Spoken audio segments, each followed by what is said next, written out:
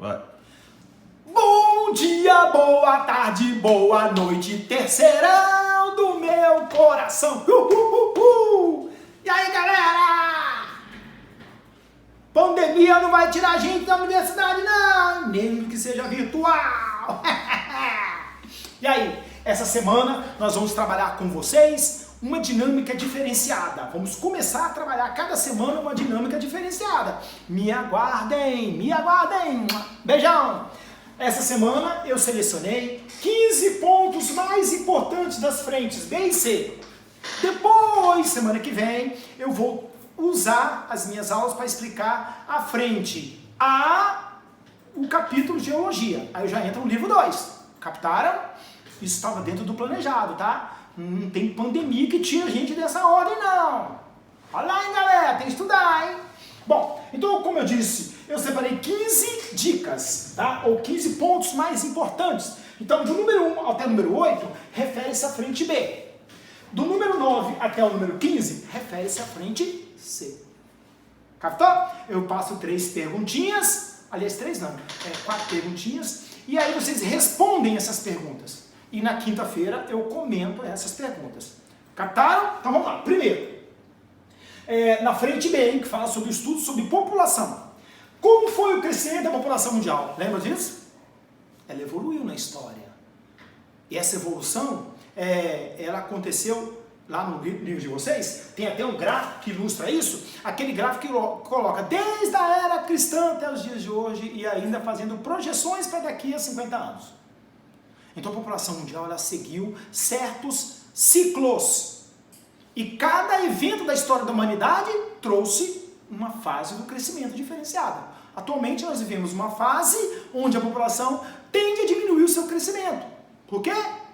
Porque a população está ficando mais velha, está nascendo menos e a população está diminuindo. Está envelhecendo, isso é uma característica geral da população mundial. Segundo, a transição demográfica é aquela teoria que eu chamei de não natalista, cujo objetivo é explicar a evolução das taxas de natalidade e mortalidade no mundo e no Brasil. Não se esqueçam, pelo amor de Deus, essa teoria ela costuma cair no vestibular com um gráfico. Então, cada momento da teoria, são 4 fases, e indica um processo de evolução da população daquela região. O Brasil estaria na fase 3, a Europa estaria na fase 4. Por que vocês estão vendo aí muita gente morrendo na Espanha, na Itália, na França? Esses países, começando pela Itália e Rússia, esses países têm muita população idosa. O Brasil está numa fase de envelhecimento, não está igual à Europa. A Europa está adiantada nesse ponto. Então essa teoria da transição demográfica fala sobre isso, tá? Não se esqueçam desse tema, hein? Agora, a distribuição da população mundial. Se você olhar um mapa, aqui o meu contra-regra vai mostrar um mapa para nós agora. Um mapa do mundo como esse aqui, por exemplo, eu posso dizer que a população está distribuída de forma igualitária no planeta? É lógico que não, né, galera? Tem lugar que tem mais gente, tem lugar que tem menos gente. O que explica o lugar que tem mais gente e o lugar que tem menos gente? A história, a economia, a questão natural, a questão de conflito, a questão cultural. Voltando aqui para o nosso quadro. Então, a população ela está distribuída de forma irregular.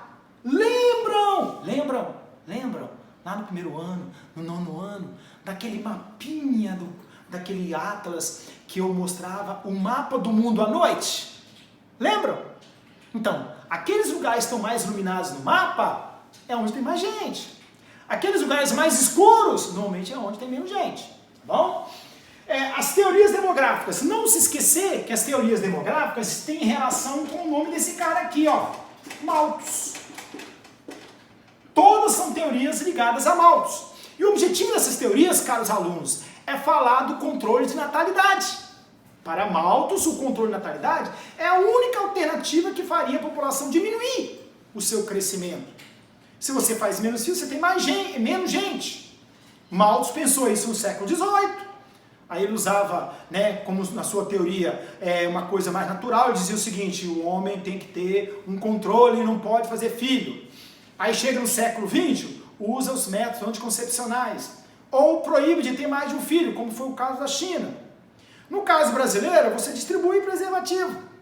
Quer dizer, aqui no Brasil não há uma política de controle de natalidade. Mas essas políticas malthusianas, ligadas ao nome de Malthus, neomalthusianas, ecomalthusianas, elas pregam a ideia do controle da natalidade. Com exceção da antimalthusiana, ou reformista, que é aquela teoria que diz que saúde e educação faz a população pensar se vai ter filho ou não. Tá legal? O estudo da população pode ser feito de 3 maneiras. Lembra disso? Primeiro, a faixa etária, aí cria aquele gráfico da pirâmide, não se esqueça. Pirâmide base larga, topo afunilado, país subdesenvolvido. Pirâmide de base mais estreita, topo mais largo, países desenvolvidos. E a transição desses 2 modelos aqui indica um país, né, mais em emergência. Países que são separados, né, distribuídos aí por quantidade de homens e mulheres, normalmente tem mais mulher do que homem, isso tem a ver com a questão cultural, questão econômica. E para os setores da economia, lembra? O setor primário, secundário, terciário, quaternário, quinário. O primário é a agricultura, o secundário é a indústria, o terciário, quaternário e quinário são prestação de serviço. Então você pode separar países por setores, por exemplo, se o país tem mais gente no setor primário, esse país é subdesenvolvido. Se num país tem mais gente no setor terciário, esse país pode ser ou desenvolvido ou emergente. Agora não se esqueçam, galera, não se esqueçam, ó, o setor terciário dos países subdesenvolvidos, ele é inchado e hipertrofiado. O que é isso? É cheio de mão de obra desqualificada.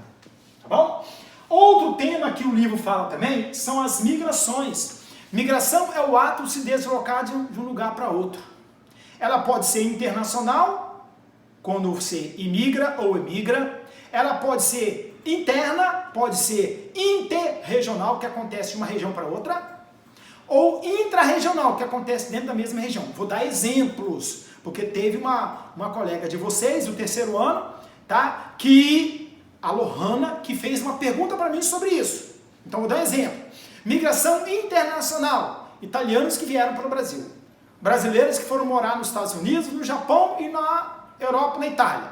Isso é migração internacional, tá bom? Migração interna é quando acontece dentro do mesmo país. Por exemplo, brasileiros do Nordeste que migraram para o Sudeste, tá bom? É uma migração, é chamada de êxodo rural, mas é uma migração interregional. Agora, a migração intrarregional é aquela que faz o cara migrar de uma cidade para outra dentro da mesma região.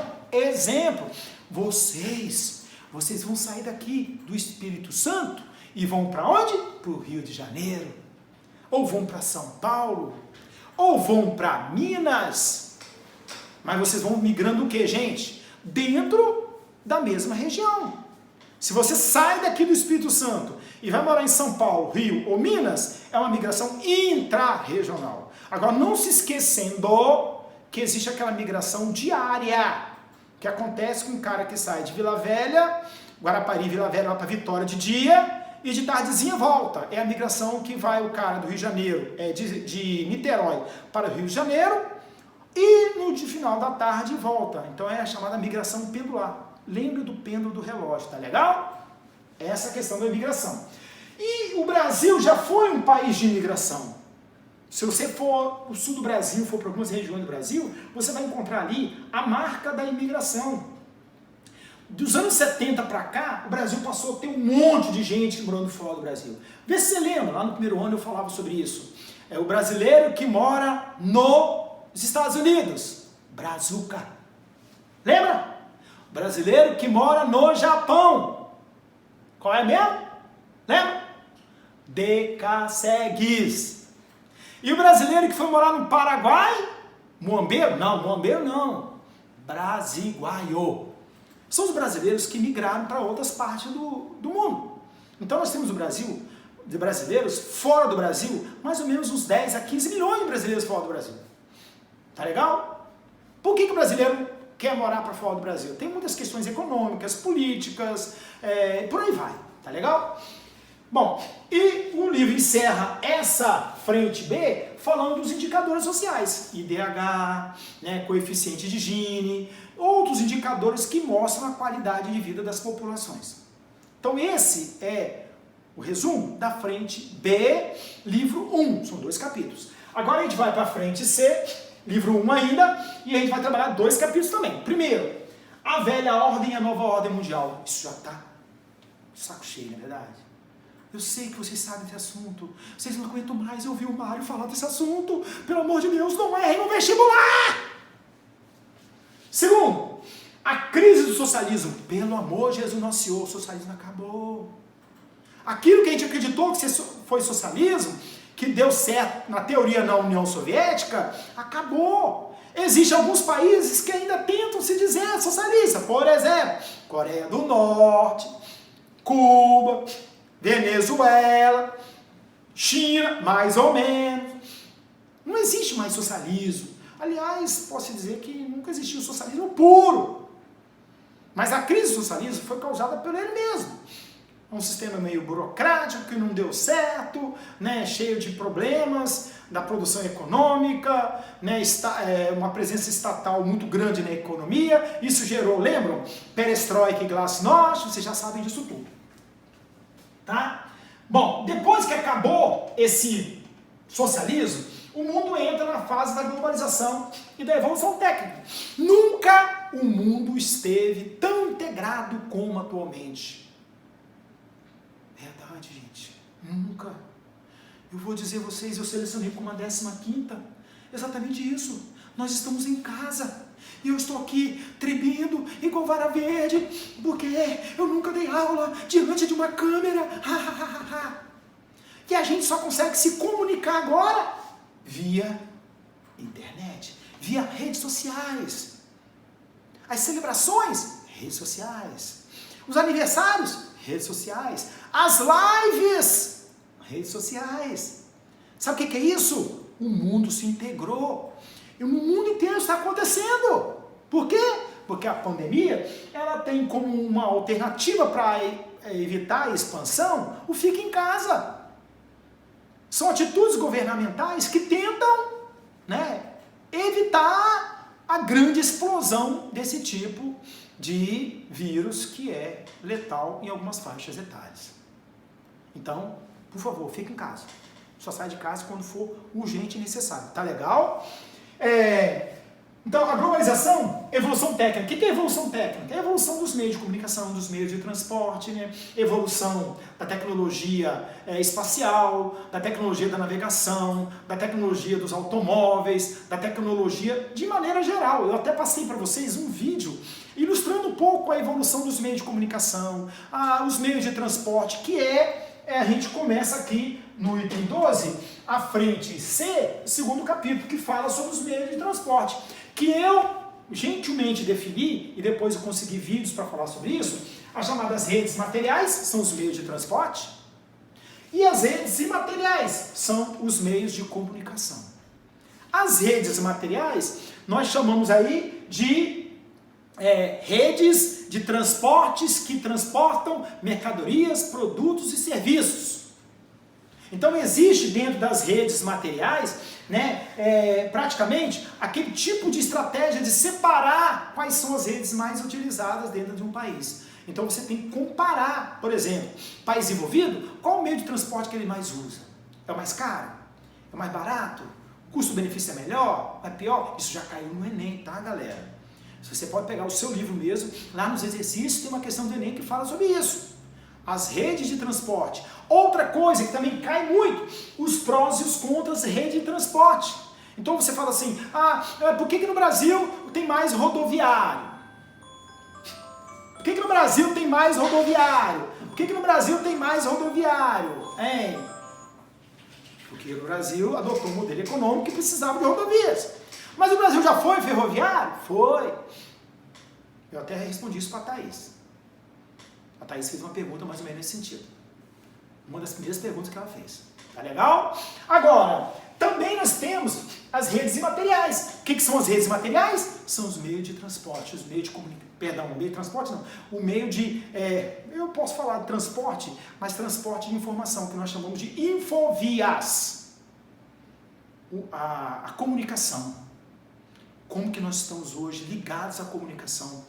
Toda hora, né? Querendo falar numa rede social, querendo se comunicar, vender produtos. Vocês percebem que praticamente 20 e poucos dias depois da nossa quarentena, as empresas estão dando um jeito. Algumas empresas estão vendendo pela internet. Estão pedindo para você entregar em casa. Quer dizer, gente, as coisas estão circulando. Não é do jeito que foi, ou que estava sendo. Nós não sabemos como é que vai ser. Eu queria que vocês pensassem, para fechar essa minha aula, sobre essa última ideia que eu trouxe aqui. Os meios de comunicação social e a pandemia. Nós vivemos hoje num mundo onde o que mais acontece hoje é falar da pandemia do coronavírus, do Covid-19. E agora? Como que atuam os meios de comunicação? Fala tudo, esconde tudo, fala exagerado, fala não exagerado, esconde informação, coloca todas as informações de forma exagerada, quem ganha, quem perde. Isso é um tema bom para escrever, sabia? Até porque vocês vão trabalhar com questões de atualidade. Olha, um beijo no coração de cada um, de cada uma, tá? Fique com Deus.